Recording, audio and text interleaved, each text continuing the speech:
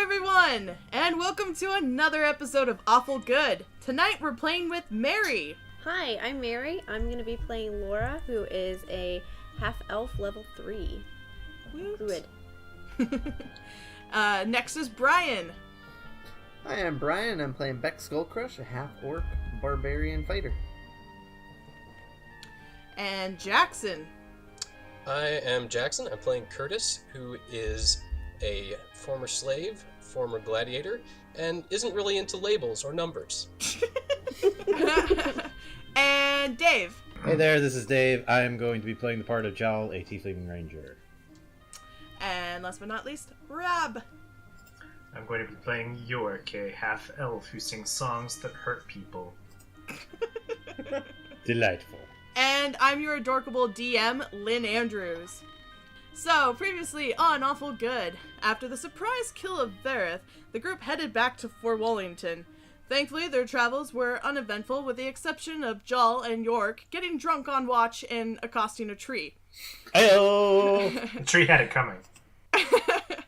They touched base with Martha, Lem, and Gundren, deciding that the best course of action was to go to the mines, with hopes of finding the Black Spider organization.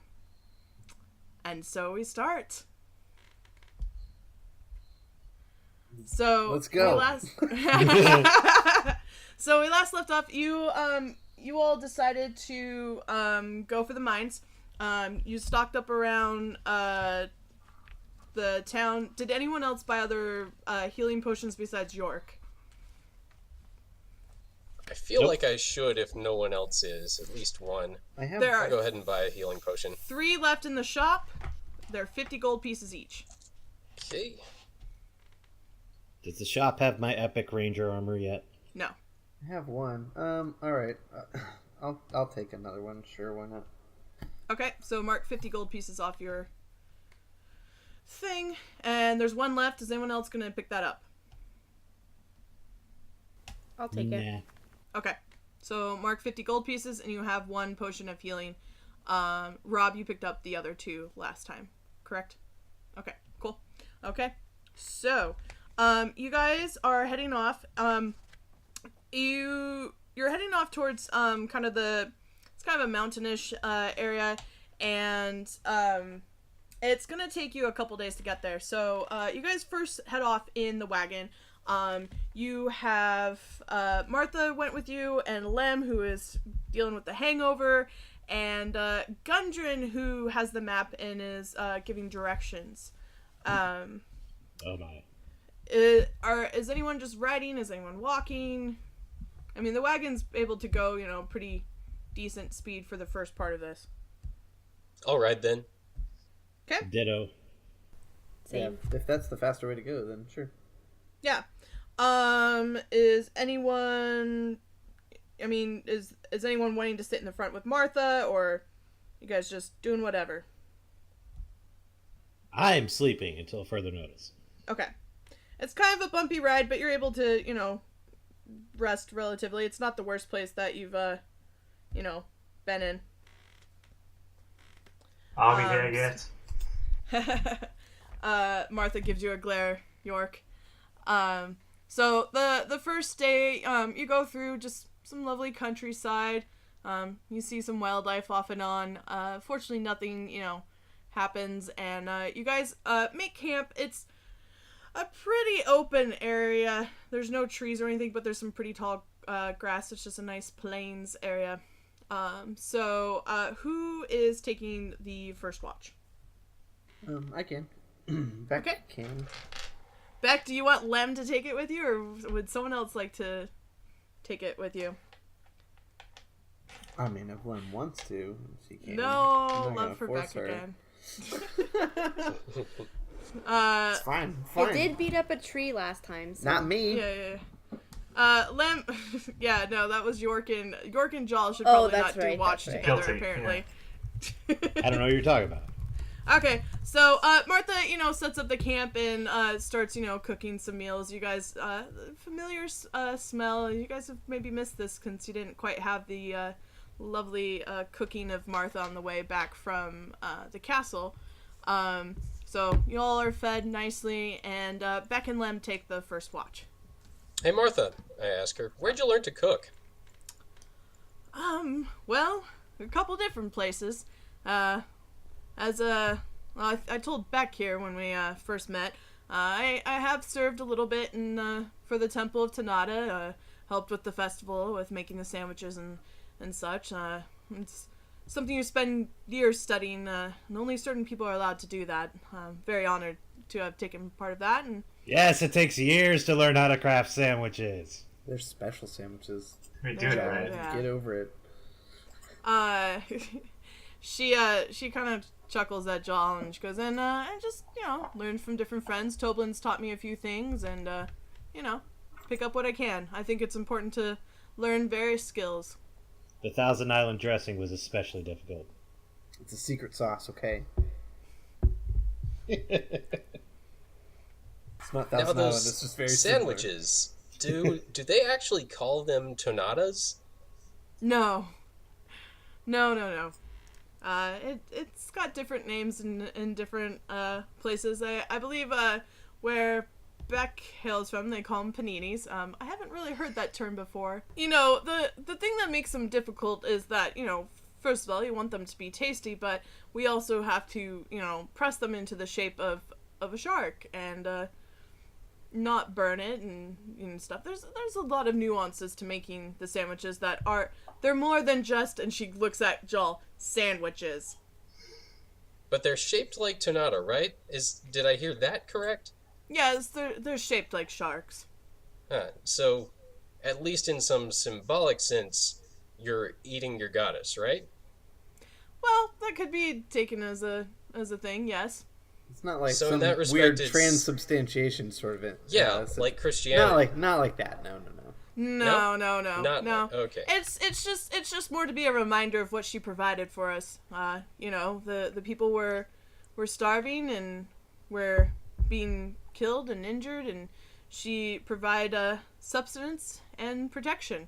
Flesh of my flesh and shark fin of my soup. Mm-hmm. Yeah, and I suppose it is one of those things like the barbarian tribes and whatnot have, where they believe that you ingest the flesh of your enemies, you take in their, the qualities that are desirable, their fighting prowess and whatnot. I don't know, maybe? Not quite. I things aren't quite so literal. It's just literally just supposed to be something that, is a nice reminder. We don't get any special powers from it. I mean, unless you're starving, then your powers are your hunger is sated, but It's a miracle! That's sensible. I can respect that. They're Tanada was a delicious. sensible person. There's different types too. So what's your belief about where she resides now? In the sea, like in the depths of the ocean, or what? Yep.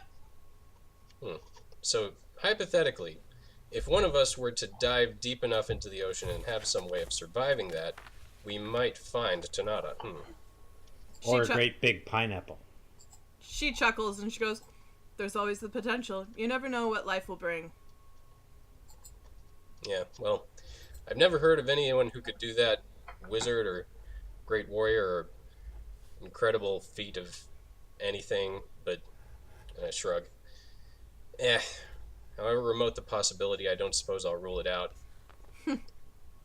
Well, it doesn't hurt to ask questions. She smiles and goes back to stirring the pot that she's cooking over. Curtis's curiosity is sated. Does anyone else have any other business anyone they want to talk with before sleep and the watch starts? Nope. Okay. So you all go to bed with a belly full of good food. And Beck and Lem, you start the first watch. So, Lem, how's it going? Are you feeling okay? Well, Had since had a lot to drink last night. yeah, Making sure you're all right.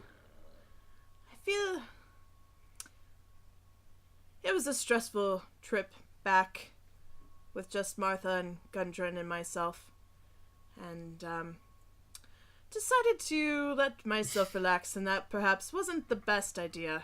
But my head no longer feels like someone's shot me with an arrow, so that's good, at least. It is How good. are you? Doing- How are you doing? I'm doing fine. I'm excited to get this mission over with. Kind of feel like we've been doing it for ages now, and and now it just seems like the future's before me. I mean, got a castle that could potentially be a restaurant in the future. It's just crazy to think about. You know that there's more for that. If you want that to be a successful business, that you're going to need to figure out roads and the forest and security. It's true. And that's not something that's going to happen right away. Of course not. I just have an idea. I have a vision. It could be really fun. And I mean, with York and his great music playing, this could really be a thing that we could do. And if he'd be willing to, keep coming back and performing every now and then, it could really draw on a crowd. She nods and kind of takes her bow and kind of starts looking around, doing more with Watch. Well, I mean, it's always good to aspire for something. Yeah, it is. Just kind of like gaze off into the distance, like thinking of one day my big castle restaurant in the woods. Suddenly a food cart seems so distant of an idea. Taco truck. She walks a few steps and she goes, "But what were you hoping for for those who are at the farm? Were you thinking they would go to that castle, or should they stay with?" Oh, they can do whatever they'd like. When I offered them a job before, it was just an option to get out. I mean, I know what it's like to work for an evil boss, and I personally can't wait to get out of what I'm doing. So I'm trying to do everything I can to lay the path so that I can do that. So if they want to come, they can. If not, if they want to work on the farm or whatever they want to do, I'm just trying to keep them from murdering people anymore. She looks around again, kind of, trying to keep an eye for Watch, and she turns and faces you, and she goes, What's keeping you from leaving your current position?" I guess the position not here. Yeah. Apparently you have a different job. Yeah. Well, it's a long story. But we have Watch. Yeah. Well, I kind of work for an employer who isn't the best kind of guy. I'm sure you can relate. Well, that depends. Well, I mean, we did, rescue you from a bugbear at one point. So I mean, rescue is a strong word. Well, we helped get you out. All right, fine. Martin helped you get out of there and kind of. Anyways, it doesn't matter. I'm sure you understand that the idea of having a bad boss. I wasn't working technically for Clark. You were. It's already been established that I've been working for Martha this whole time. The whole time? This is frankly news to me. Huh. The whole time. Oh. Well, no wonder you were so easy to convert over to our team. This all makes a lot more sense. Yes. And another reason why I was resistant to swearing an oath to work for a food cart. I wasn't asking anybody to swear oath. This is getting way out of hand. Anyway, you were saying... For someone who understands common, this is a very miscommunication-oriented situation. Anyways, You were saying you work for an evil employer. It's bad. It sucks. Yes, it does. And, where I'm from, I work as an enforcer, so kind of whenever he needs someone to pay, I get sent out to kind of smashy. And I'm good at what I do, but he has this thing that you're not supposed to. Well, his golden rule is that he wants the money, and he doesn't really care if the person's alive or dead, just that the money is able to be paid. And I might have gotten a little carried away with one guy, and so now I owe that guy's debt because he can't pay it back anymore. You killed the person who owed your employer money. Well, he was kind of a dick, so it kind of all worked. It played together, really. I went asking for the money, and I thought I was being pretty polite, although clearly I am terrible at asking for things. And one thing led to another. Mall, head, it went south really quick. Well, he went south really quick. I was still standing there, but it's all semantics, really. I see. How much do you owe this person? I mean, who's to be in debt and tell, right? I mean, it'll all be fine. It'll all work itself out. I'm getting there. I see. Well, but that's why I'm doing this odd jobs. It's a nice vacation from my usual. I see. Okay. Well, best of luck with that. Yeah. I don't think you're without hope, though. And perhaps... There is a castle now. So, I mean... Well, there is a castle, but your employer might be interested in that. But perhaps, He doesn't have to know about it. Yes, but if he's as bad as you say he is, I'm sure he has eyes and ears everywhere. Yeah, probably. I would not give up hope, though. You never know what will come around. Oh, I haven't given up hope at all. I mean, I did try to recruit you to work in a food cart that doesn't exist yet. I'd say that hope is the one thing that I do have. She laughs and she goes, "That's very true. Well, it was nice to learn this about you." And she turns around and starts walking off.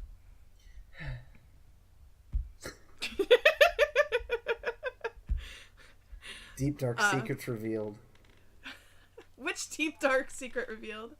Oh, your thing. Sorry. My bad. I know. This is very shocking for everyone listening to the podcast that Beck would be a murderer. What? This is like, what? How? Beck has hope. Can't believe that Shocking at all. secrets. I never saw that coming. Dun dun dun. Okay. You guys continue on your watch. You don't really notice anything. Couple people stirring in their bedrolls, but nothing seems out of sorts. So yeah, and your watch ends with no issues. Next up, who's gonna take the next watch? I'll watch. Okay. Who do you want to take watch with you? Anyone who volunteers. I'm York? Good. Sure. Yeah, York's in. Okay. So York and Curtis, you are up next. Mm-hmm. York is weirdly brooding, and he's trying to tune his instrument apparently. Except all it sounds like is like a string section of an orchestra playing over and over again. He just looks really dissatisfied with that. Just blasted thing. This unicorn has strings that just can't get them right. You hear a groggy voice come from Martha going, "York, shut up!" He keeps doing it, but it's a little quieter. Curtis is initially absorbed in patrolling and keeping watch, pacing around the perimeter of the camp with his crossbow. But as he notices York having his tuning troubles and getting his instrument to cooperate, he comes over and sits down. Having some trouble there? Oh, it's always been this way, this particular section. Since I originally got the instrument from from who I got it from. It never quite worked up in that range. Luckily, there's plenty left for me to, and he starts to play something before he realizes that it would piss off Martha, so he more quietly just plays something that sounds more like his usual techno kind of stuff. He kind of shrugs. So I've worked with what I've got, but perhaps someday it can play the way I used to hear it. Out of character, what does the instrument look like? We established it was like a giant metal C almost, right? Yeah. Like a harp with no strings? Kind a of. little bit. A little bit thicker and weirder looking, but yes. Like a cross between a large metal banana and a C from a sign. But like York maintains that it's unicorn hair. Yeah. He says that to everybody. I ask York, is it magical? He kind of shrugs and says, well, all instruments have their own latent magic. This is, in fact, the reason that bards are a class. We are able to take music and weave magic with them. But this is a slightly more magical instrument than most, you could say, although all instruments have the capacity for magic. But what I'm asking specifically is whether the instrument operates through transferring etheric resonance into physical resonance in the form of sound, or whether it's strictly a physical instrument like a trumpet or a mandolin. York doesn't. He kind of looks slyly. He kind of looks over and says, "I may have spoken a little broadly about the exact properties of magic, but really, to go into it too much further would go into a lot of boring lore of the Bardic College. And who wants to do that? Who wants to hear a song instead? Hey." Okay. Well, what I'm getting at is, does a person have to have etheric aptitude in order to play it, or can just any Joe on the street? York now almost does look a little bit offended. He's like, well, it takes a very special sort of someone. God, sorry, poor phrasing. I mean, could I, is what I'm saying, with enough practice, with enough training and, I'm afraid that there's absolutely no way that you could. Because I'm still alive. I see. Yeah, I'm sorry for even suggesting it. But hypothetically, if I got my own, would I be able to play that one? There's not another one like this one. I see. This is clearly something that York is very tight-lipped about for some reason. Oh, but it's got his unfortunate that the world will be forever deprived of my musical stylings on the... Yeah, 'tis a lyre of unicorn hair strings. Well, I'm sure that I could make some clever joke about how it never tells the truth, but I've probably offended you more than enough for one night, huh? I grin. You guys hear a cough behind you, and it's Martha. Oh, hello, I didn't see you there. How are you doing? Well, I would be better if I could have gotten sleep. But... Well, would you like me to play you a lullaby? No, I'd like you to end your watch, and I will take over from here. Hey, we're just about to get to the Bardic lore. You gentlemen can go take your rest. Okay, thanks, Martha. Fairly well, Curtis. Yeah, likewise, York. And Martha goes over to Laura and kind of nudges you awake. Time to take watch. Okay, I'm ready.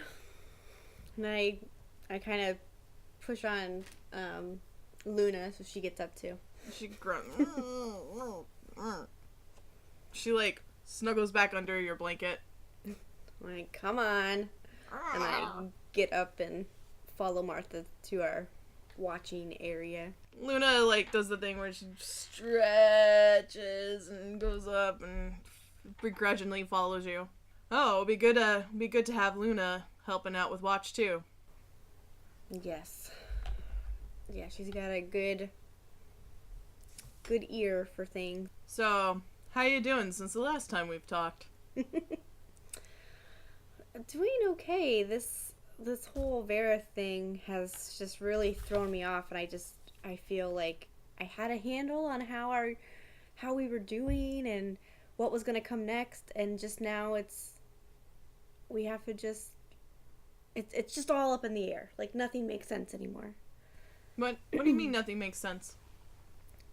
Just my whole trying to figure out who we're really fighting here. And well, we're still fighting this Black Spider organization. I know, but it's just so weird. Everything is weird. Weirder and weirder and weirder. She sighs and she goes, I can understand that. I'm quite disappointed about how things have turned out myself. I'm hoping no one else is involved from my end, but that would be optimistically naive. I feel like we just have to go into everything with trusting no one. Something else I wish could have been prevented, and I'm sorry if you no longer trust me. I would understand. I can't say that I do, and I can't say that I don't. Well, that's better than I expected. I pat Luna on the head, and I say, we're gonna take this side of the wagon. Sounds good. Be safe. You too. So you guys are walking around and you check things out, and all of a sudden Luna's ears perk up.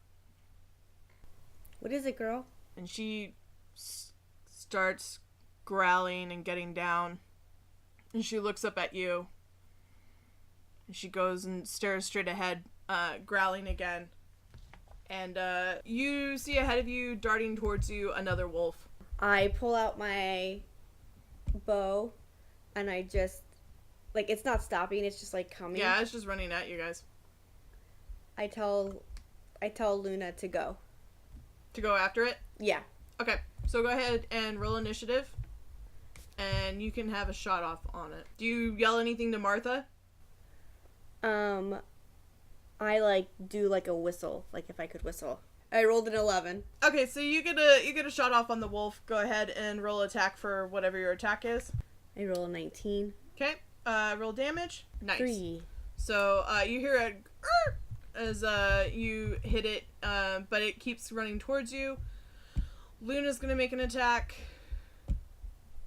She's gonna run up and do a bite attack.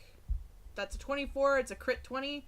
So Luna just you shoot her with the bow, shoot the wolf with the bow, and all of a sudden you see Luna just boom, boom, boom, wham, jump onto that wolf, and they tussle around, and Luna gets the wolf pinned down and just bites it around the neck, and the wolf stops moving.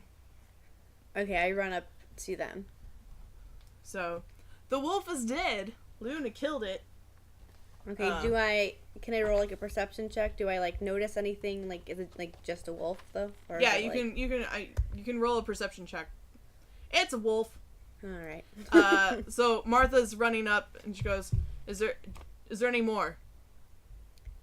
We haven't seen any more. They normally hunt in packs. Okay. Let's grab the carcass and let's go back to camp, and we'll let the other ones know that they need to be on alert for the next watch. Okay. So I pick up the wolf and yeah. So you guys make it back to camp. You don't have any other issues that happen. Martha actually starts taking care of the carcass, gutting it, skinning it, and all that. So Pelts, what? pelts, pelts, pelts, Pelts, pelts, pelts, pelts, pelts. Pelts, everybody. So for last watch is gonna be Jal and Gundren. So I wake up and I see that there's been signs of trouble. I'm like, oh no, you saw them, didn't you? Wait right here. And I go and shuffle through my things. I come back with an extra fishing rod for myself and my partner. I'm like, you're gonna need this. What are you talking about? The purple fish. They saw him, right? What purple fish? Trust me, last time I slept outside, it was bad. You're gonna need it. I have no idea what the hell you're talking about. You'll see. Right. And he doesn't take the fishing pole, he just, like, walks off in the opposite direction of you. I do some dual wielding with both rods just to kind of get ready. I tangle the lines a little bit too, but I'm like, it's okay. I got this. You tangle the rods, and they're all knotted up, and you can't get them apart.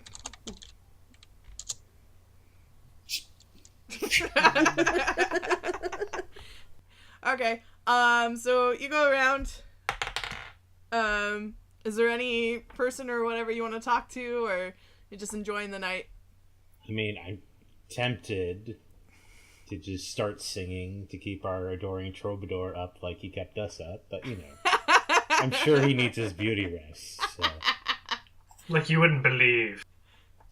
I'll just keep a watch out for the purple fish. Okay, They're deadly. Okay. So you go around. I mean, it's a slightly nice night. It's partly cloudy. Gundren is avoiding you at all costs. Is anybody sleeping with a cap on? No. I don't. Not with how excited you sound about that. You hear some howling in the distance, but nothing seems to bother you. Yeah, I'm used to sounds of nature being an outlander and whatnot. So. The Outlander. That's Highlander actually, but anyway. There can be only one. Yeah. So your watch goes with no issues whatsoever. So unless there's anything else you want to take care of, Yep, we're good. okay. So, the next morning you guys are greeted by the smells of more delicious cooking. Woohoo! Oh, that smells good. There's a Thanks, fan. Martha. You're welcome back. If there's one thing I can do well, it's this. And many other things, but, you know. Yeah, I was try about do to what say. I can to contribute. And, Yeah, I was about to say. There's more. Like, if there's one thing, this is it. So Martha starts loading up the wagon. If there's anything you guys want to take care of before you set off for the day, now's the time to do it. So you guys take off in the wagon. You guys travel by wagon for probably about half a day until the terrain just gets a little too rocky, and you guys are having to start off on foot. So you guys work on finding a place for the wagon, setting it up and hiding it, and hoping nothing attacks the horses. And you guys start trekking up some mountains. York, how are you doing with hiking some mountains? It's fine. It won't be a problem. Oh my gosh. I was waiting for someone to point out that we've only walked like 10 meters so far. 3.5. It's gonna be at least 4 or 5 football fields. Can we stop for just a moment? Maybe take a short rest. Martha looks at you and goes, no. Well, you heard it here first. So, York, you guys... you want me to carry you? Give me a lift. Please? Would you really? Yeah, sure. Here, I'll play you a neat spiffy little song for the carrying boy. It'll be wonderful.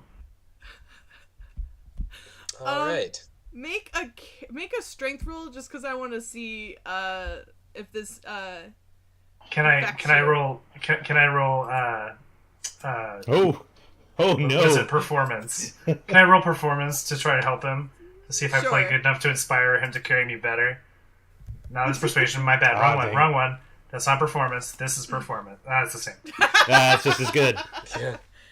So Curtis rolled a 9 and York rolled a 16 for performance. Curtis, this isn't going quite as smoothly as you thought.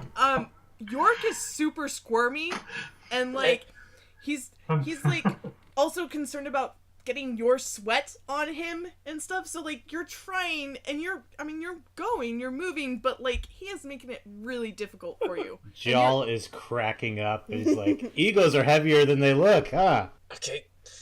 You can I blame think Martha. this It's her did very fault for the well. cooking. It's Martha's cooking. You know, just I can't help myself. York, I I think we'll make better pace in spite of everything if I put you back on the ground, if that's okay. Oh well, somehow I'll soldier on. You know, if you don't mind. Fine. His knees are wobbling. I think York froze. York, what are you doing up there? I need to know whether I can put you down, like especially if I can. Like that would be great to know right now. Oh God! Or now. Runway showed back up and froze him. Curtis, York is like snoring now. Okay. So you guys are heading up kind of this mountainous path. There's not really good trails, so you're kind of going all over. There's some more trees that are starting to form. It takes you guys the most of the rest of the day until you guys get to kind of a nice little clearing. And a clearing in the sense that it's a little bit more flat. There's a few more trees, and there's actually kind of like a nice little pond area. So Martha goes, well, I think this is where we should make camp for the night. Gundren, how far are we from the mines? And he looks, kind of pulls out the map, and he's like, I think we could probably, if we rest tonight, we could probably make it within an hour or two in the morning. So we're fairly close. I think we should probably rest and then make haste tomorrow. So you guys settle in. You see Lem go towards the pond and kind of like examine it and poke through, and she takes off her armor and kind of starts wading into the pond a little bit. And this is quite nice. You should check it out.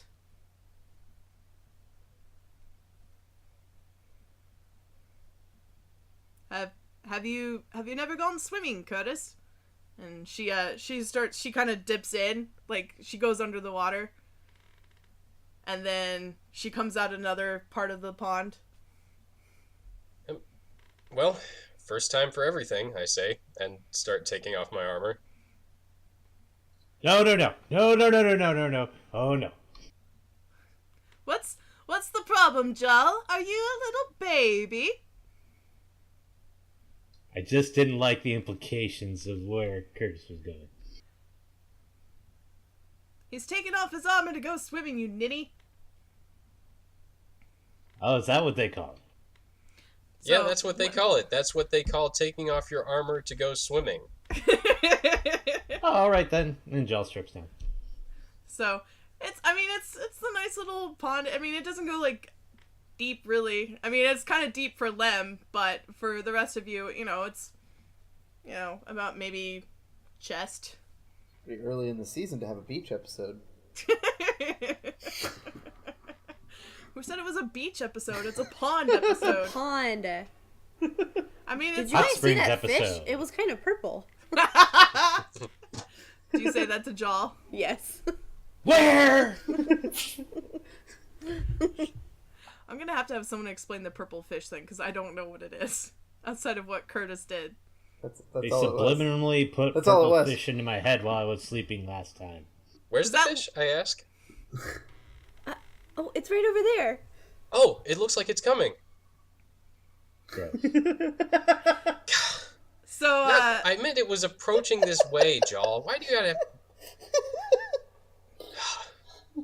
Where did that joke spawn from? I mean, really. So, Lem looks up and she goes, Martha, Beck, are you going to join us?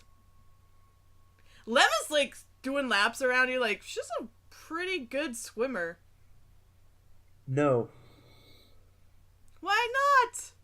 It's fun. I wanna be done.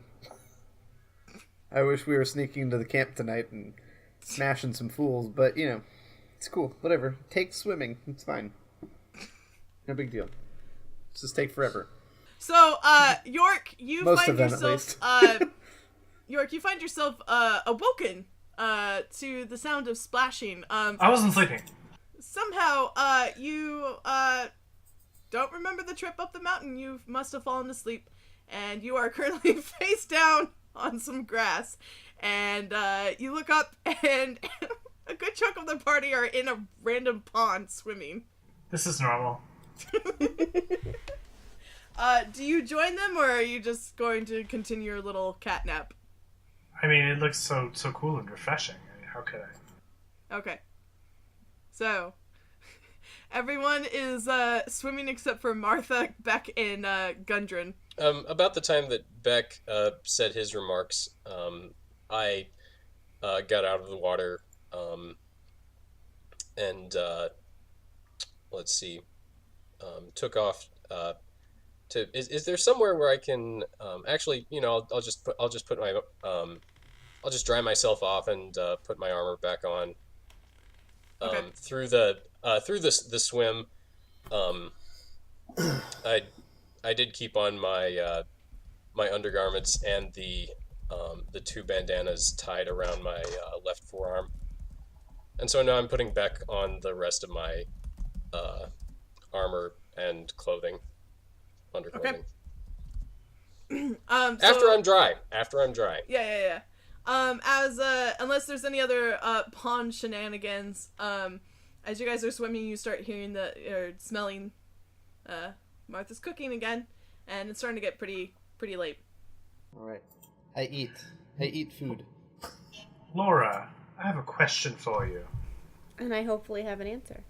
You are a druid, is that right? Is that how that works? It is. That's what we call that. It's a cool term to use. It's not offensive. It is not offensive. Okay, just check.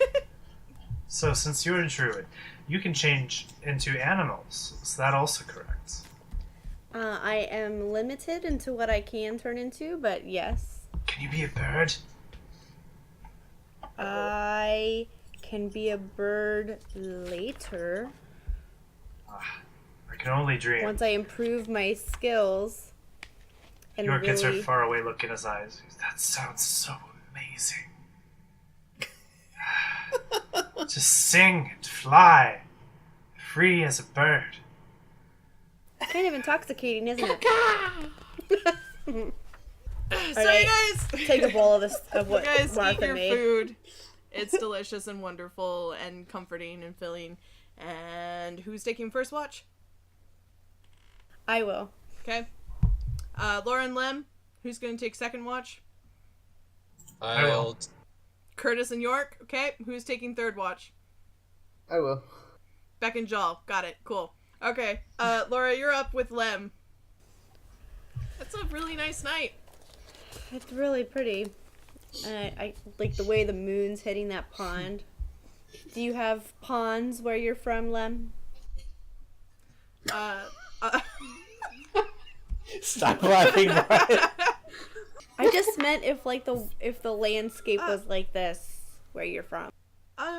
No, not really. From a city, quite far from here, but the outskirts there are lots of places to go. So, I'd like to go around. It's nice. I haven't gotten to swim in a long time. How about you? Yes.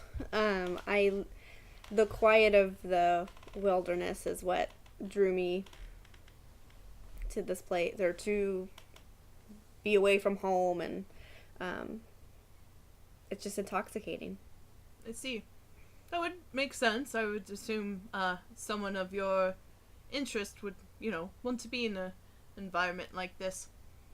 I speak up. I thought it was that you were going looking for your a-hole dad. Wait, are you speaking up from bed? Yeah. Yeah, from I turn over in my sleeping bag and interrupt. Well, yeah, but I am, however, Lem is just kind of like, okay. No, when I left home, looking for my dad, it was through my time in the forest and time alone in places like this that really, kind of convinced my heart to keep looking and to take this journey. So you're still looking for him? In the grand scheme of things, once I can get through, you know all of this. Curtis, if you want to take watch, I'll gladly go sleep. No, I'm good. Thanks for the offer. I need to catch some sleep too. I'll just catch up later. Take my shift later. Nice to know you're eavesdropping on everyone. And Lem just like starts walking off to go do more patrol. You guys are talking. It's hard to sleep. Jeez, I roll over and shut up. She shouts out. She goes, "Says the person interrogating the bard last night." Oh, snap. Oh, Yeah, well, I'm sorry about that. I like tap Luna and we just like quietly like back away from everything. I thought I was being quiet, and apparently I wasn't, and I'm sorry. At this point, Curtis, everyone's kind of like walked off. Roll over and mutter to myself and go back to sleep. Hey, Curtis, there's another lady on the side of the camp that you didn't piss off yet. Shut up, Jal. Welcome to Awful Good Summer Camp Edition. So, your watch goes by without any issues, and you're able to go back to sleep. Next up was Curtis and York, correct? Yes. This time York will remember to actually throw out his red ball bearings. Okay. To give him a warning. Okay. Good thinking, You hear York. those And what was sometimes. now they're trained differently now, because now they go off if anything that's not humanoid is near. Anything that's not anything that's a creature that's not one of us. We're Okay. keyed into it like words. Okay. One of us. Okay. So yeah, it has the bug. It'll go off if there's animals. Okay. Curtis and York, you're up. Curtis, I have a question for you. Listen to this. And he plays a little, very short tune. He says, "Ba-da, ba-ba-ba." Does that make you want to buy hamburgers? You know, it's hard to say. Like, It certainly doesn't make you want to dream hamburgers. Ba-da, ba-ba-ba. How about that one? No? Yeah. Getting closer, I guess. Like, I don't really think of hamburgers when I think of music. You know, you were a slave, weren't you? Yeah. Slaves were hungry a lot. Did you have any slave songs that maybe you could teach me? That could help me to figure out how to invoke hunger with song. Yeah, I mean, none about hunger. I'm thinking about a business proposition with Beck. Mm-hmm. Yeah, I mean, there was one that went... royalties. We dream of ways to break these iron bars. We dream of black nights without moon or stars. Yeah, That's so cool. There was... How did the... I'm having trouble remembering the words. You hear Martha to pipe up. She goes, "I swear I'm not going to let you two be on watch together again." We'll walk a little more ways out. That would be good. You're supposed to be keeping watch, not coming up with rhymes for selling things, York. You've got it. I'll be really quiet, okay? Just listen real close. Okay. We dream of breaking fasts with hash browns.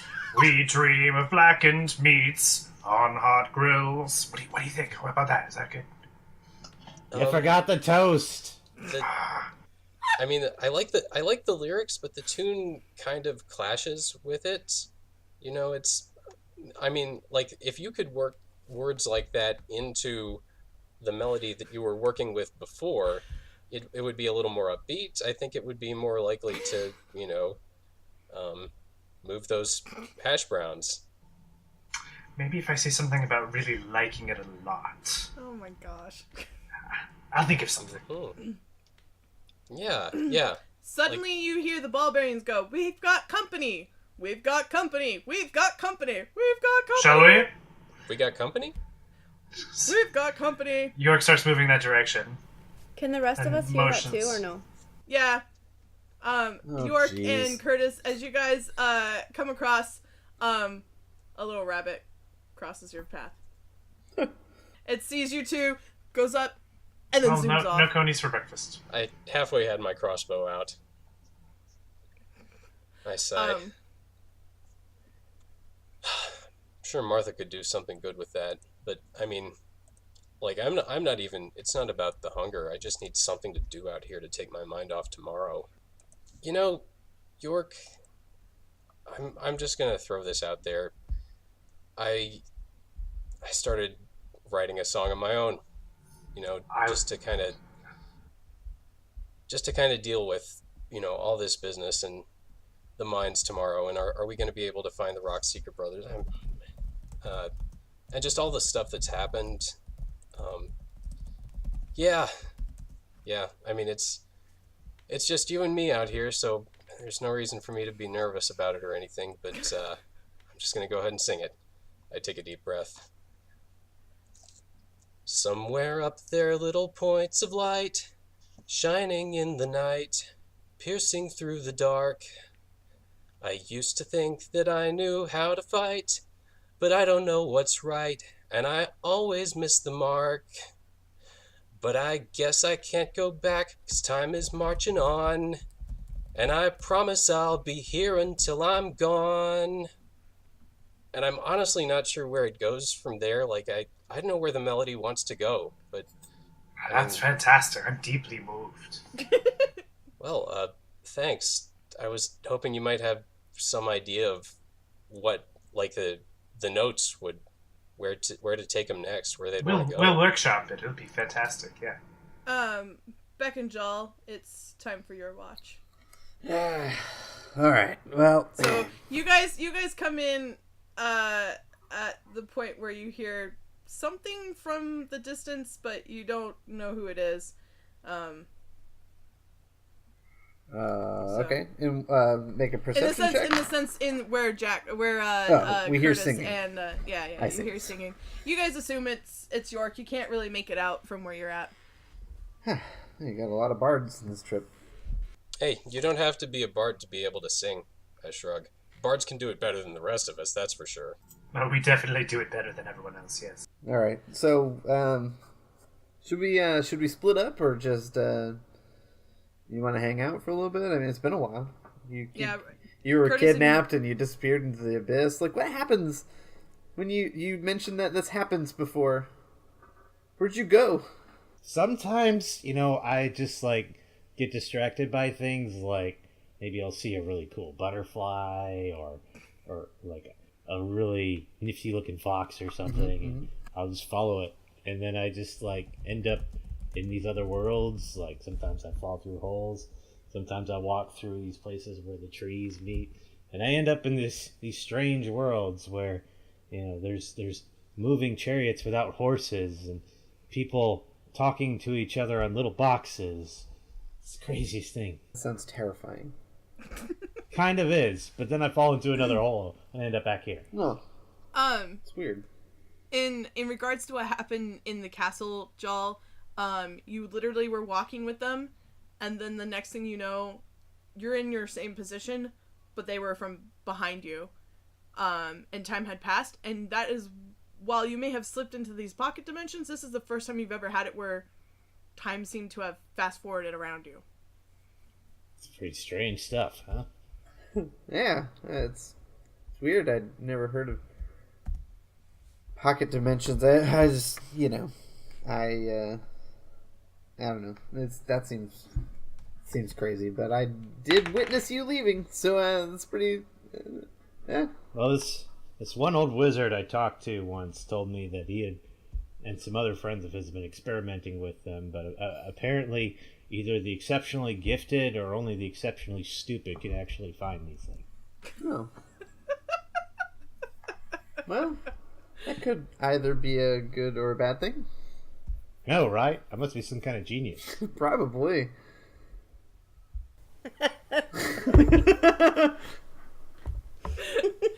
My wisdom's low. My wisdom and intelligence are both low. That sounds fine to me. So far, Jal and I have never made any bad decisions together, so... I know, right? We got this. Dude, what if we have interdimensional food at your restaurant? That would be amazing. Like what Like kind of Szechuan sauce? Yes! Oh man, This but is there'll only amazing be like thing 20 called there'll only Szechuan be like sauce. 20 packets. Limited time only. Oh gosh. This won't even be a story by the time this podcast comes out. Really, what? So yeah. Yeah, yeah. Do we hear anything? See anything? No, you don't notice anything. The time seems to pass with no issues.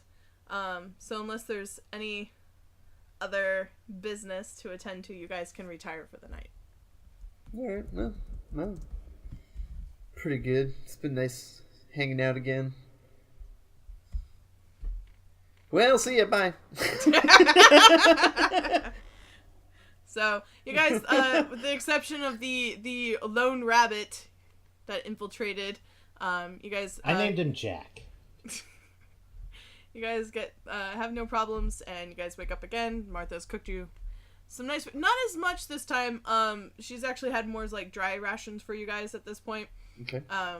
But yep. So Gundry goes, let's do this, and you guys start trekking off for the mine.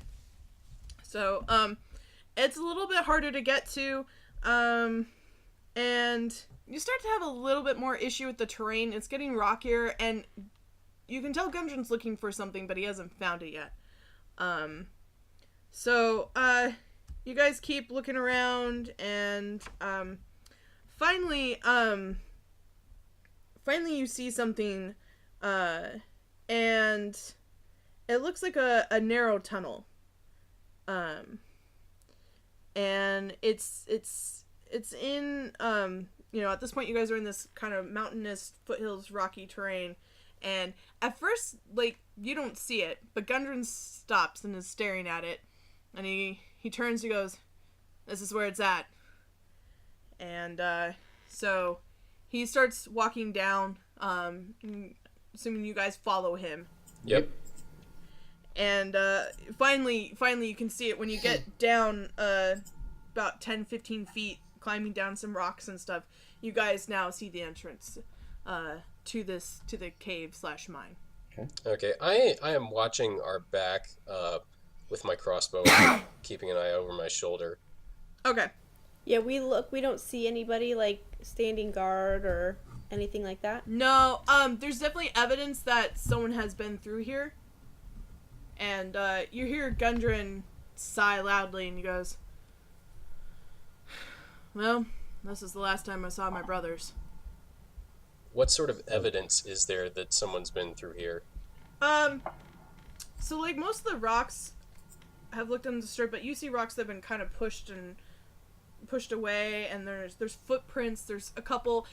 Too much of it is kind of jostled about. It also looks at some point there was something that was maybe dragged through. But I mean that's the most that you have for your evidence. How big was the dragged thing?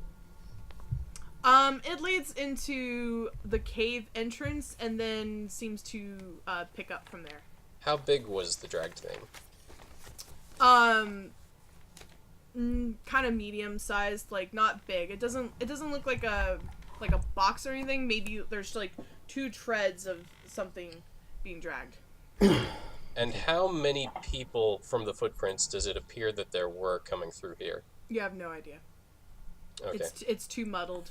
Something very bad. Gundry goes, "Welcome to Wave Echo Cave." I bend down and kind of try to get a better look. You guys can roll survival. Survival. 13? 5.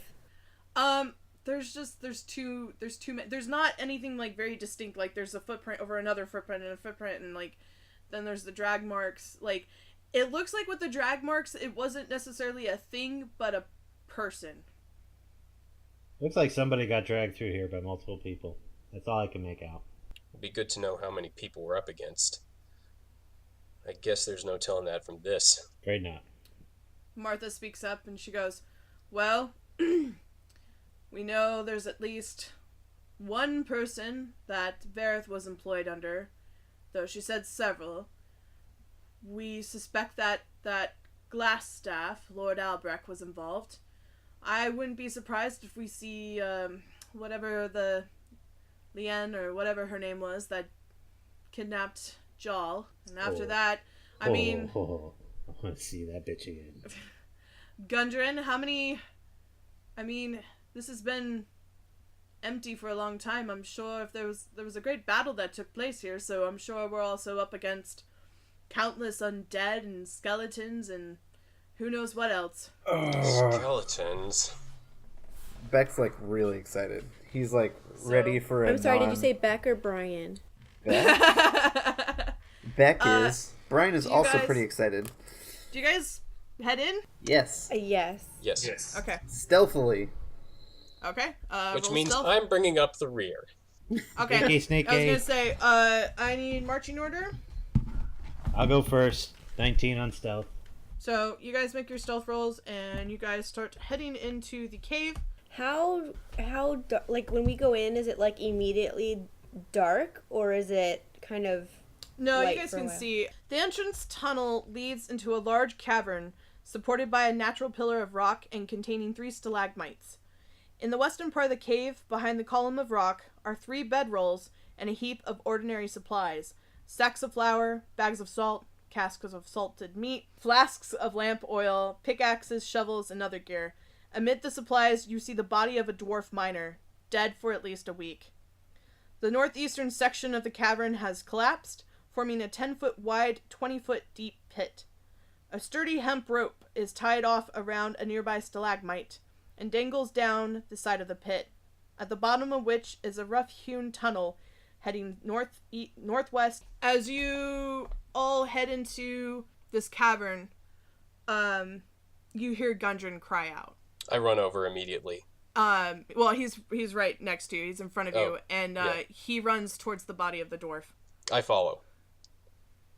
And he gets on his knees and he's like, no, no, no, no, no, no, no, no, no, no, no, no, no, and like This is one of your brothers, isn't it? shakes the body. He's like, no, this is Tharden, my brother, one of my brothers. Shit. I'm sorry. I'm so sorry. And he starts looking about, and he doesn't know what to do, and he's trying to see if there's evidence of his other brother. And you see Martha come up and put a hand on her shoulder, and she goes, if you need to stay here, you can. And Gundren goes, I didn't expect to find them dead. I mean, a part of me knew that they would be dead, but... We shouldn't have waited around. Stupid Vareth, stupid tree. Martha speaks up. He's been dead since before... He's been dead since before you were involved, Curtis. He's been dead for at least a week. Yeah, well, all that means is I'm not to blame. Shrug. He's still dead. Can I do an investigation check, see if I can find out more about how he may have died or what happened here? Yeah. Great. 17. You see what appears to be an arrow, like an arrow mark. There's no arrow, but a good guess is probably the same way that Vareth went down. I was about to say, any signs that it may have been a poisoned arrow? No, you just see an arrow, or you see a hole where an arrow would have gone through, right in about upper shoulder area. I hold the arrow that I have from her shooting up to it. I'm like, aha! Match! Oh. And Gundren just goes and sits next to the body and just looks down. This was supposed to be our break. This was supposed to be, bring back the glory of the Rockseeker brothers, and now it's pointless. I mean, who knows what happened to Nundro? He's probably dead somewhere around here too. No, don't talk like that. We have to see if he's alive. He goes and he stands up and walks over to one of the stalagmites and kind of leans against it, and he's like, whatever is around there, take what you guys need. I need to stay here. I need to be with my brother. I think we all understand. And he nods and is kind of looking off in the distance. All right, then, let's search the place. I mean, Gundren, I hate to ask this of you, but please watch our backs and don't let grief overtake you. We will avenge your brother. He nods, not looking at you, and just goes, I'll do what I can, but if you find them, you make those bastards pay. We're gonna give back to them as good as we got. Thank you. York gives Gundren the red ball bearings and says, "Here, if these can help you to stay safe while we're moving on ahead, then may they keep you safe." Thank you. I appreciate it. He walks back over to Thardan's body, and you see him pull off his boots, and he kind of gives them a shake, and then kind of tosses them on the ground. Well, these aren't gonna do him any good anymore. These are boots of striding and springing. You guys are welcome to them if you want them. What do they do? Your speed while you wear these boots becomes 30 feet, unless your walking speed is higher, and your speed is not reduced if you are encumbered or wearing heavy armor. In addition, whenever you jump, you can jump 3 times the normal distance. Ooh. Do you have any other cool stuff on him? I know it's not appropriate to ask, but like... No, you guys don't find anything else. I mean, like, you guys from what's around, you guys can take some lanterns. Hey, I can say the word now. There's like salted meat and stuff that you can use to, kind of help you get along in terms of that. But other than that, there's not much else. I'll grab a lantern. You silly humans and your lanterns. Yeah, right. It's pretty silly how we're how our talents lie elsewhere rather than in the dark, isn't it? Pretty ridiculous, pretty hilarious. Yes. I love Sassy Curtis. He's my favorite. Martha taps you on the back, and she goes, yes, because there's obviously things that make it so much more worse. Beware of what we do in shadows. Humans can't take a joke, am I right? Totally. Up top. So who's taking the boots? Well, if nobody wants them, I'll take them. But... I really couldn't. Absolutely, I could not. But You could not be seen in these. York is not going to take something that just had dead people feet in it for a week. just a lot of reasons. I personally would vote for Jal, since he's usually our scout, to have the boots that help him to jump up on ledges and stuff like that. It seems like a helpful Sounds thing. sage. They're all yours, Jal, if no one else claims them. Yay! Okay, you hear Lem clear her throat. So are we gonna get to this dungeon or cave or whatever? Or are you guys just gonna sit around and bitch the whole time? Lem, this man is grieving. Can you just have a moment? God, she is just on fire today. All right, let's go. Come on, let's move. Gundren is taken care of. It's you that it's you all that I'm concerned about. I just stick my hand straight out in the middle of everybody, and I just produce a flame, just like psh, as like a shut it. I changed the color of it to purple just because I can with my thumb. Oh, it's the shut it flame. Okay, ready to march on. Let's go. Okay. All right. Christy did just shut up. Silence! I burn you! So there's this big open pit for you guys. There is a rope tied around one of the stalagmites so that you can ease yourself down. And then there's a tunnel. There's a tunnel at the bottom, and there's a tunnel heading northwest and to the east. I point to the east tunnel. You think we should go that way first? I mean, when in doubt, choose the right way. Is there a check that we could do that would help, like perception or investigation or something that would help us to Look for footprints? anything really? Any kind of clues? You guys can all make investigation. Yes. 18. I'd much rather make a perception check. But, So I all think we're in a cave. right. She thinks we're in a cave. She thinks we're in a cave. Do you think we're not in a cave? Obviously, this is an oubliette. I was thinking that we were, but then there's these tunnels, so like... It looks like a cave to me. Wait, I've seen these in one of my little trips. It's called a Subway. Curtis, have you never been in a grocery store? Really? No, I mean, I thought. Okay, it's not a cave, but isn't this a mine? Well, it's not mine. Well, no, it's not your mine. It's not mine either. But Oh my god. Oh, a mine. Oh, okay. See, that's what it was. this is the dice's fault for rolling so low. Right then. So, York, this cave is a lot dirtier than you expected, and you do not like it one bit. That's all you care about right now. Yep. Joel, you notice that the drag marks start going east, but then they stop. Do they stop at the pit? No, so you're in the pit, you see some drag marks Oh. going into the east cave, and then they stop.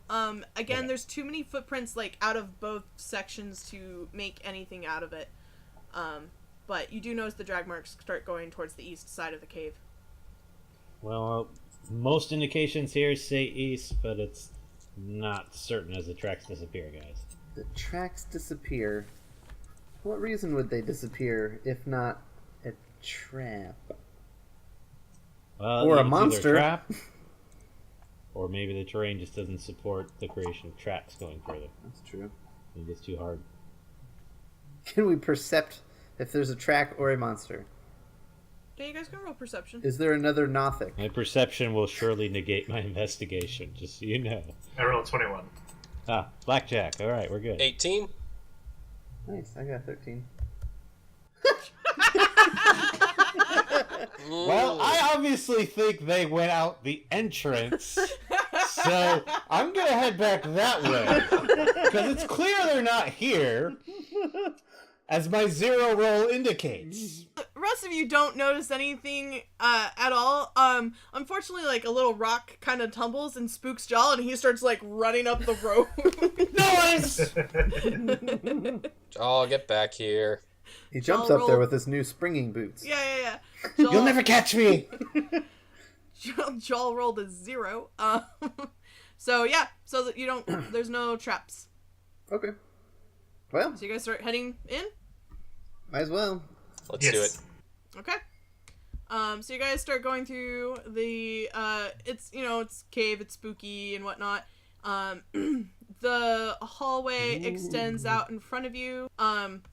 There's a door to your right and a door to your left, or a hallway to your right and a hallway to your left, and then but there's also the hallway continues down the way. Let's Keep our hand on the right wall. yeah. Okay, To the so right. you guys are gonna go to the right. Okay, so you come down and you see a dead end to your right, where it looks like some rocks have caved in. And then to your left, you see a more open area. I say we press on. Is there? We Can go we? that way. Can we search the dead end? Is there anything over there, or is it just? You can search it. There's nothing there. Then I won't bother searching it. Why is Beck fascinated with piles of rocks? I like to rock. You never know what you're gonna find in there. But you don't like to roll. I salute you. So you guys head in. Yes. As Sure. you guys start heading in, everyone but Jal, you notice above you that there are a bunch of sturges above you. Sturges? Sturges, they're like Like if the a fish? mosquito and a bat Oh. procreated. Oh, that sounds terrible.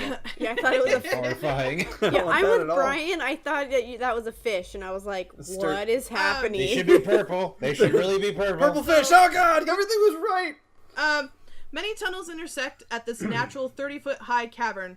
The walls are carved with simple reliefs showing dwarf and gnome miners hard at work. Below them, nearly 24 skeletons and rusted scraps of armor are scattered across the cavern floor. Some are dwarf skeletons, while others are orc remains.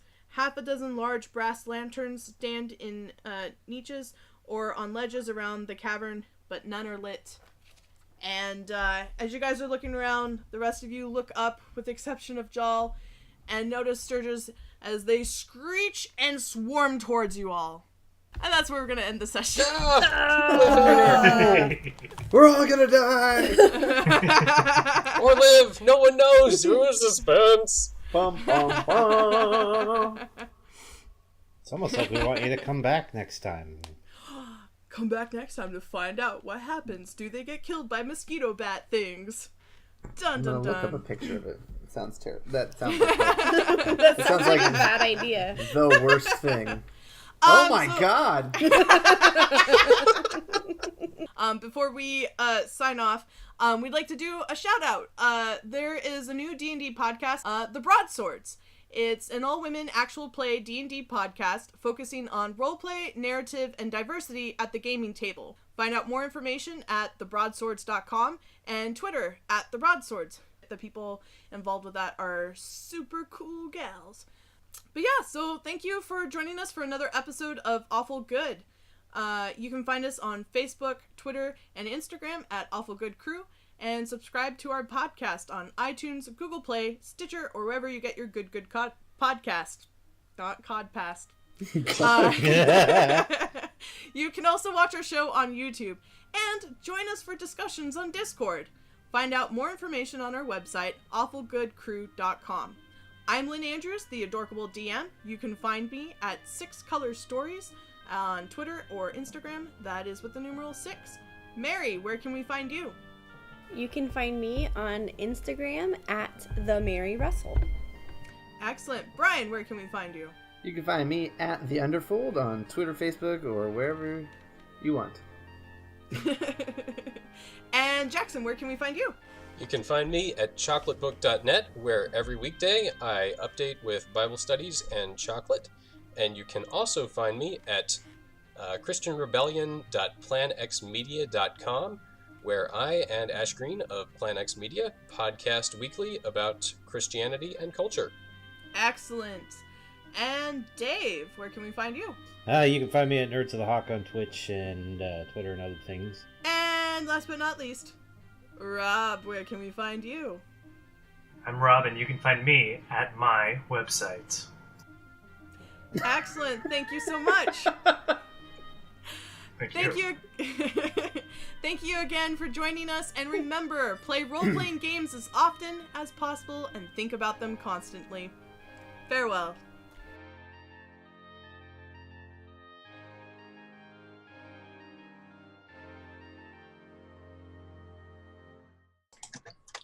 Jackson Farrell's phone is ringing, and it sounds like this. If that's your ringtone, I would be so thrilled. One of these days I should record it and make it my ringtone. That'd be really funny. That would be the best. Sometimes I do sing along to it. Not gonna lie. I mean, yeah, if you take the time to have a kicking ringtone, you should enjoy it. I hear the bells are calling. There it is! That didn't happen. That's Jackson's ringtone. I'm going home, Jesus! If only you guys got the pre-show so you could get the joke. I freak out. No. Where did York go? Oh He's been afflicted Life by is the a face of fun. sickness. And all of a sudden, York blinks out of existence. Internet is stupid down. Why isn't it going? Freaking connect, stupid thing. Oh my god, why? What? Why?